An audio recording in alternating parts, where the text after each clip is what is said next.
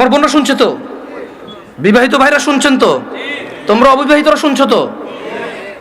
আমি তোমাদেরকে আজকে এমন এক গল্প শোনাচ্ছি গতকালের, যেটা তোমার সারা জীবনের শিক্ষণীয় হতে পারে। আর আজকের দিনে আমি বিলিভ করি, যদি আমি এরপর আর একটা বক্তব্য না দিই, একটা হাদিস, একটা আয়াত না বলে যদি ওয়াখির দাওয়ানা আলহামদুলিল্লাহি রাব্বিল আলামিন বলে চলে যাই, আমার এখানে আসা সার্থক। যদি তোমরা বুঝতে পারো আমার কথা, তোমরা মনোযোগ দিয়ে শোনো।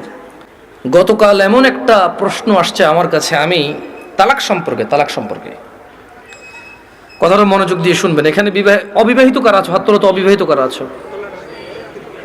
ঠিক আছে। আরে হাসার কি, যে এই বাঙালি যেটাই কই এটা হাসে, কি দুনিয়াটা কৌতুক বানাবে। অবিবাহিত কে আছে এটা কি হাসার কিছু হয়ে গেল? কি মানে বুঝলাম না জিনিসটা। এটাও হাসার কিছু? ভাই আমি এখানে বললাম যে অবিবাহিত কারা আছে, সবাই হাসা শুরু করে, মানে কি কি কয় শরম পাইছে? আপনাকে বলছে ওরা শরম পাইছে? কে বলছে? জবাব দিয়েছেন কি এখানে? আপনার তো জবাব তো ঠিক হয় না ওদের পক্ষ থেকে। ওরা তো বলে না ওরা শরম পাইছে, ওদের কাছে মনে হয়েছে হুজুর এখন কৌতুক করবে। বিবাহিত যারা আছো হাত তোলো তো। মাশাআল্লাহ, তাবারকা, বসেন। তো আমি তেমন কখনো ব্যক্তিগত বিষয়ে তেমন বলি না মাহফিলে, এটা আপনারা অনেকে হয়তো জানেন যারা আমাকে চেনেন। গতকাল আমার কাছে এক প্রশ্ন আসলো তালাক বিষয়ে। আমি বেশিরভাগ সময় অ্যাভয়েড করি তালাক বিষয়ে প্রশ্ন। এমনিতে আমি নর্মালি কোনোদিন কোনো ফতোয়া দিই না। যখন নতুন নতুন বাংলাদেশে আসছিলাম আমি সৌদি আরব থেকে, তো আরও অনেক ছোট ছিলাম, রক্ত অনেক গরম ছিল, তখন আমি বিদআত শিরক এগুলো নিয়ে প্রায় ফতোয়া দিতাম, আর অনেক ভেজাল লাগতো, সত্যি কথা। আল্লাহ আমাকে আশ্রয় দিয়েছে। পরে আমার ওস্তাদরা, বড়রা যারা আছে, তারা আমাকে বললো যে জামশেদ তুমি ফতোয়া দিও না, কোরআন সুন্নাহ থেকে মানুষকে তুমি আহ্বান করো, ভালোর দিকে ডাকো, মন্দর দিকে নিষেধ করো। আল্লাহ তোমাকে যতটুকু তৌফিক দিয়েছে। ফতোয়া অনেক বিস্তর বিষয়, অনেক সিচুয়েশনের উপরে ফতোয়া চেঞ্জ হয়। দেখা যায় একই বিষয়, মানে সাবজেক্ট এক, পরিস্থিতিতে দুই রকম অ্যান্সার হয়। সে তোমার এখনো সেই প্রজ্ঞা যদি না হয় তুমি দিও না, আর প্রজ্ঞা হলে দিও। তা আমি ওনাদের কথা চিন্তা করেছি যে আমার সেই প্রজ্ঞা হয়নি যে আমি দিব। কারণ এখানে হানাফিরা বলে যে একসাথে 3 তালাক দিলে হয়ে যায়, আর শাফি হাম্বলিরা বলে যে যতবারই তালাক দেয় একবার।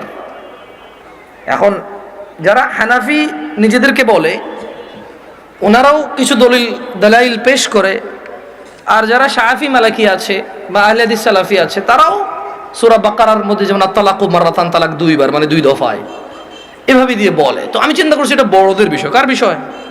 এটা আমার ম্যাটার না, আমার এত জিম্মেদারি নেওয়ার এখনো অতটুকু যোগ্যতা হয়নি। তো বেশিরভাগ তালাকের যখন প্রশ্ন আসে, আমি বড় বড় আলেম যাদেরকে চিনি,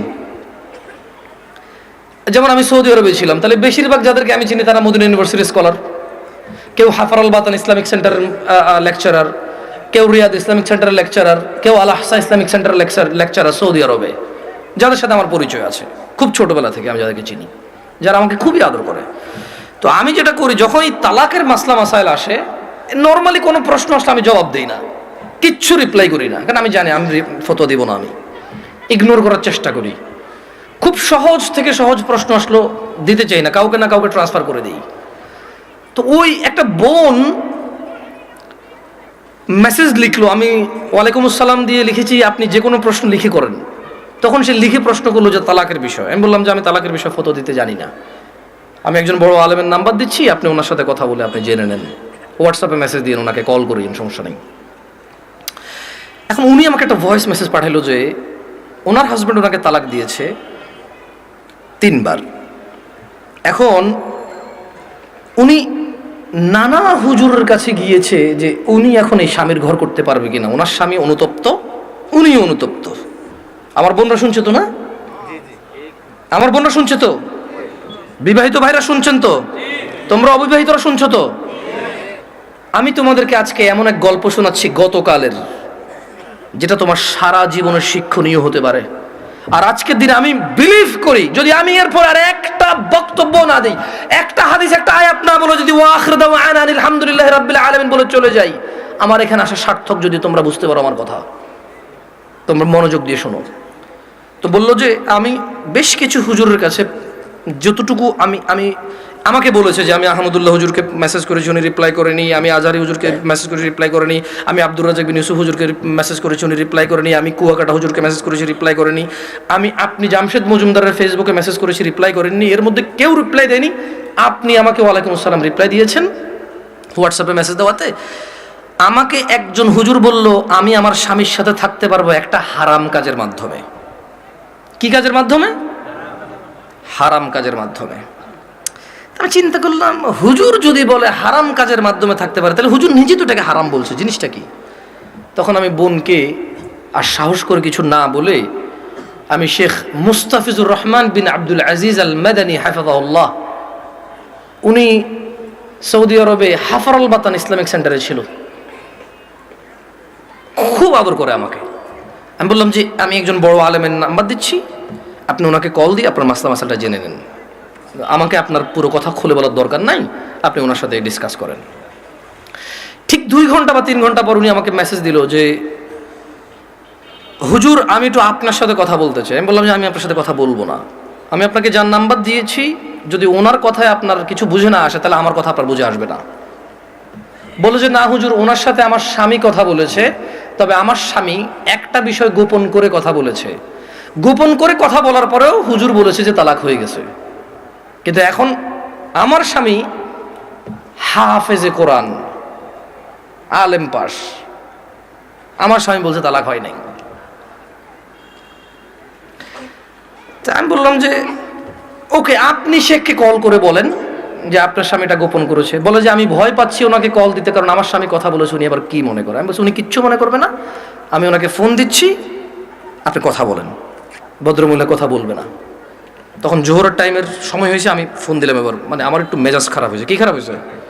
মেজাজ খারাপ হয়েছে। ওই ভদ্রমহিলা আমাকে বারবার বলতে চেষ্টা করতেছে যে আমার একটা বাচ্চা আছে, যদি এখন আমরা স্বামী স্ত্রী আলাদা হয়ে যাই আমার বাচ্চাটার কি হবে? কনসার্ন কোথায়? বাচ্চা। আমি কল করলাম, কল করে বললাম আপনি তালাক হয়েছেন বা হন নাই, আমি কি এরকম কিছু বলছি? বলে যান না। আমি বললাম ধরে নেন আপনার স্বামী আপনাকে তালাক না দিয়ে যদি গলা একটা কোপ দিত, আপনার গলাটা কাটতো কিনা? বলে যে কাটতো। আমি বললাম তালাক দিল, তালাক হবে। এবারে হুঁশে দিছে না বেহুঁশে দিছে, রাগ করে দিছে না আদর করে দিছে, মজা করে দিছে নাকি দুষ্টামি করে দিছে, এইটা ম্যাটার না। আপনার স্বামী যদি আপনাকে 5 তলা বিল্ডিং থেকে রাগ করে অথবা রাগ না করে হাসি মুখে অথবা দুষ্টামি করে যদি আপনাকে ধাক্কা দিত, আপনি কি পড়তেন 5 তলা থেকে? বলে যে পড়তাম। তাহলে আপনার কেন মনে হচ্ছে না যে আপনার স্বামী আপনাকে রাগের মাথায় তালাক দিলে হবে না? রাগের মাথায় ধাক্কা দিলে যদি 5 তলা থেকে পড়ে আপনার হাত পা ভেঙে যায়, মরার সুযোগ থাকে, মরে যেতে পারেন আপনি, এরকম সম্ভাবনা থাকে, তাহলে কেন আপনার স্বামী আপনাকে তালাক দিলে তালাক হবে না? মানতে অসুবিধা কোথায়? যে আল্লাহ আপনার এই স্বামীকে কবুল বলার পরে ওর সাথে থাকা বৈধ করেছে, সে আল্লাহই তো 3 তালাক পরিপূর্ণ হয়ে গেলে থাকাটা অবৈধ করেছে। যিনি আপনাকে এর সঙ্গ দেওয়ার জন্য বৈধ করেছে, আপনি মেনেছেন সেটা, উনি যখন অবৈধ করেছে সেটা মানছেন না কেন আপনি? প্রবলেম কোথায় আপনার? আপনার বাচ্চা? যদি আপনার হাজব্যান্ড কালকে অ্যাক্সিডেন্ট হয়ে মারা যায়, মৃত্যুর পর আপনার হাজব্যান্ডকে নিয়ে আসতে পারবেন জীবিত করে? না। যদি আপনি মারা যান কালকে, আপনার এই বাচ্চা কি মাহারা হবে না? হবে। ওকে, আপনার দুইজনই উভয় মারা গেলেন, কোনো অ্যাক্সিডেন্টে বাচ্চাকে রেখে গেলেন, বউ জামাই গেলেন কোথাও ঘুরতে বা ডাক্তার দেখাইতে, অ্যাক্সিডেন্টে 2 জন মারা গেলেন, আপনার এই বাচ্চা থাকবে কি না? বলে থাকবে। তো তখন আপনাকে কি ফিরাইতে পারবে কেউ মৃত্যু থেকে? না। তা আপনি কেন আল্লাহর বিধান মানতে এত অসুবিধা হচ্ছে যদি পরিপূর্ণ তালাক হয় আপনার? আমি বললাম শেখকে কি প্রশ্ন করেছে? বলে যে ও আমাকে বিয়ের পরে, মেয়ের বয়স মাত্র 18 বছর, ওয়াল্লাহ ভাই আমি কথা বলতাম না, আমাকে ভয়েসে বলেছে যে ভাই আমার বয়স মাত্র 18, আমার একটা বাচ্চা আছে, আমার স্বামী খুব বদমেজাজি, আমাকে তালাক দিয়েছে, এখন ও অনুতপ্ত থাকতে চাই। কত বছর বয়স মেয়ের? শুধু 18, একটা বাচ্চার মা। যে বাচ্চা, ওই বাচ্চার বয়স আমাকে বলেছে যে 3 মাস বা 3 বছর, আমার সঠিক মনে নাই, এরকম কিছু বলেছে। আমি বললাম আপনি কি মানে নিজে নিজে পছন্দ করে বিয়ে করেছেন নাকি বাবা মা পছন্দ করে বিয়ে দিয়েছে? বললো যে বাবা মা পছন্দ করে বিয়ে দিয়েছে। আমি বললাম বিয়ের আগে স্বামীকে চিনতেন না? বলে যে না। আমি বললাম আপনার স্বামী নামাজ পড়ে না, ঠিক না? বলে যে হ্যাঁ। আমি বললাম আপনার স্বামী তো নামাজ পড়ে না, ঠিক না? হ্যাঁ। আমি বললাম আপনার স্বামী হুজুর আলেম এগুলো বলে লাভ কি? হাফেজ বলে লাভ কি? ও তো নামাজই পড়ে না। ও তো ধর্মর কোনো মূল্যায়নই করে না। ও আপনাকে তালাক দেয় আবার রাখে, আবার তালাক দেয় আবার রাখে, আবার তালাক দেয় আবার রাখে, এখনো আপনাকে রাখতে রাজি আর আপনি ওর কাছে থাকতে রাজি। তো বললো যে প্রথমে একদিন তালাক দিল, তালাক দেওয়ার পর ওনার স্বামী বিলিভ করে একসাথে 3 তালাক দিলে তালাক হয়ে যায়। ওনার স্বামীর এটা দেখেন, আমি আবার বলি, এটা আমি বলছি না, উনি বলছে যে ওনার স্বামী হাফেজ এবং আলেম পাশ মেবি, বা হাফেজ এটা কনফার্ম আমি। তো বললো যে উনি জানে যে এক বৈঠকে 3 বার তালাক দিলে তালাক হয়ে যায়, কিন্তু শেখ মুস্তাফিজুর রহমান বিন আব্দুল আজিজ মাদানীকে যখন ফোন করেছে তখন উনি বলেছে আচ্ছা ধরলাম একবার, 3টাকে কয়বার ধরলাম? এক বৈঠক ধরলাম। বলে যে আপনাকে আদ দিছে? বলে যে হ্যাঁ আরেকবার দিছে। বলে যে ওটাকে আবার ধরলাম। বলে যে আদ দিছে? বলে যে সে গোপন করছে, কিন্তু সে একদিন আমাকে বলছে তোমাকে আমি তালাক দিলাম, তুমি যাচ্ছ না কেন? এই কথাটুকু শেখের কাছে সে গোপন করেছে। কি করেছে? শেখ নাকি তখন প্রশ্ন করেছে আপনি যদি হানাফি মাসলাকের হন, জীবন যদি হানাফি বিধান অনুযায়ী চলেন, আর আপনার স্বামী নিজে যেহেতু হাফেজ বা আলেম, ও তো এটা জানে যে এক বৈঠকে 3 বার দিলে হয়ে যাচ্ছে। আর কোরআন সুন্নাহ অনুযায়ী যদি আপনি শাফি মালিকের দিকে আসেন, সেই ক্ষেত্রে ওনারা এক বৈঠকে যতবারই দেয় কয়বার ধরে? একবার। তো বলো যে অনেক সময় আমরা ফতোয়া দেই যে ঠিক আছে, মানে আপনি হানাফি কোনো বড় বিজ্ঞ আলেম থেকে মাদ্রাসা থেকে ফতোয়া নিয়ে ওনারা লিখিত ফতোয়া দেয় কি সেটা আপনি জেনে নেন। মানে তালাক নিয়ে তেমন কেউ ভেজাল করতে চায় না, কারণ মারামারি কাটাকাটি হয়ে যাবে, বোঝেন নাই, মিছিল মিটিং হয়ে যাবে। এক গ্রুপ বলবে তালাক হয়ে গেছে, আরেক বলবো হয় নাই, বলবে যে জানা করতেছে ও হুজুরের কথায়। ভাই এটা বিশাল বড় একটা প্রবলেম, বুঝছেন না বোঝেন নাই? সত্যি আমার পক্ষে সলভ করা সম্ভব না। তখন আমি ওই বোনকে বললাম যদি আপনার তালাক হয়ে যায় চলে যান, ইদ্যত পালন করে কোথাও বিয়ে বসে যাইয়েন, আর পরবর্তী স্বামীর যত্ন নিয়েন করে দিয়েছে। তো আমি ওই মহিলাকে বললাম যে আপনার তালাক হয়েছে বা হয় নাই ফটো দেওয়ার আমার যোগ্যতা নাই।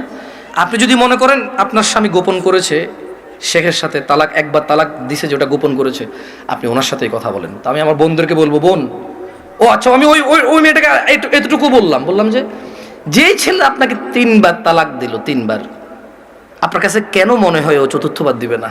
আবার আপনার কাছে কেন মনে হলো যে ও 4র্থবার দিবে না? আর এই তো আপনি এই স্বামী ছাড়া থাকতে পারবেন না, আপনার একটা বাচ্চা আছে, কেন আপনি স্বামীর সাথে এমন ব্যবহার করলেন যে ও তালাক পর্যন্ত গিয়ে পৌঁছালো? ওর উপায় কি? ওই বেচারার উপায় কি? ধরলামও খারাপ, ওর চেয়ে নিকৃষ্ট পুরুষ আর এই পৃথিবীতে আমি ধরে নিলাম। আপনি যদি ওর সাথে এমন ব্যবহার করেন যে ও তালাক দেওয়া ছাড়া রেখে উপায় নাই, একটা ঘরে আগুন লেগে গেছে, বের হবে না মানুষ বের হবে না? এই দরজা বন্ধ, সেই দরজা বন্ধ, সেই দরজা বন্ধ, জানালা দিয়ে হলো তো মানুষ বের হবে না? তা আপনি এমন এক সংসারের মধ্যে কেরেঙ্গাল লাগাই দিয়েছেন, কিচ্ছা কাহিনী লাগাই দিয়েছেন, এমন এক অশান্তি লাগাই দিয়েছেন, ও আর তালাক ছাড়া বেরোতে পারছে না এখান থেকে। এমন করলেন কেন? এই যে এখন কান্নাকাটি করতেছেন, এমন করলেন কেন? এই যে বলতেছেন আমি এখন ধৈর্য ধরবো, আমি আর মুখে মুখে বলবো না, আমি আর ওর অপছন্দ হয় ওর বাবা মায়ের সাথে খোটাখুটি করলে এখন আর করবো না, আমি আগে কেন ভাবেন নাই? আমি আমার বোনদেরকে বলবো তোমার স্বামী আছে, ওকে গুরুত্ব দাও।